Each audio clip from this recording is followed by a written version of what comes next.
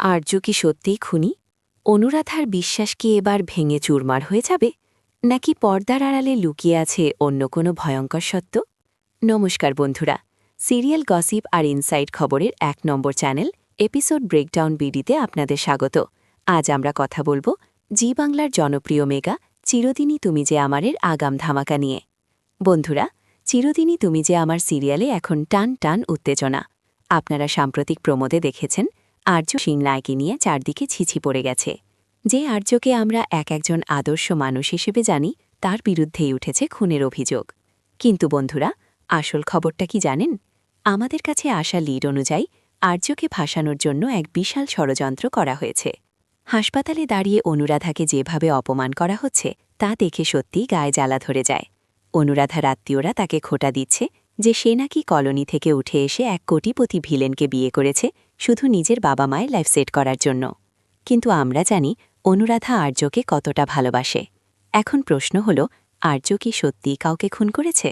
ভেতরের খবর বলছে আর্যর অতীতে এমন কিছু ঘটনা আছে যা এখন তার বর্তমানকে বিষিয়ে দিচ্ছে।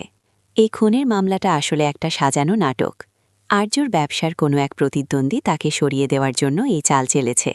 অনুরাধা কিন্তু দমে যাওয়ার পাত্রী নয়। সে স্পষ্ট জানিয়ে দিয়েছে আর্য স্যার কাউকে খুন করতে পারেন না। কিন্তু আর্যর নীরবতা আমাদের ভাবিয়ে তুলছে। আর্য কেন নিজেকে নির্দোষ প্রমাণ করার চেষ্টা করছে না? আগামী এপিসোডগুলোতে আপনারা দেখবেন অনুরাধা একাই লড়াই শুরু করবে আর্যর সম্মান ফিরিয়ে আনার জন্য। সে কি পারবে সেই আসল অপরাধীকে খুঁজে বের করতে, নাকি আর্যর কোনো গোপন সত্য তাকেই বিপদে ফেলবে? আমাদের সোর্স বলছে খুব শীঘ্রই সিরিয়ালে এক নতুন এন্ট্রি হতে চলেছে, যে আর্যর অতীতের সমস্ত কালো অধ্যায় খুলে ধরবে। অনুরাধা কি তখনও আর্যর পাশে থাকবে? আর্যর এই ভিলেন ইমেজ কি শেষ পর্যন্ত তার সাজানো সংসার তছনছ করে দেবে? এই সব প্রশ্নের উত্তর পেতে হলে আপনাদের চোখ রাখতে হবে জি বাংলার পর্দায়। তবে মনে রাখবেন, আর্যর এই শান্ত স্বভাবের পেছনেই লুকিয়ে আছে ঝড়ের পূর্বাভাস। সে হয়তো এখন চুপ আছে, কিন্তু যখন মুখ খুলবে তখন সবার মুখোশ খুলে যাবে। আর্য আর অনুরাধার এই লড়াইয়ে শেষ পর্যন্ত জয় কার হবে, সেটাই এখন দেখার বিষয়।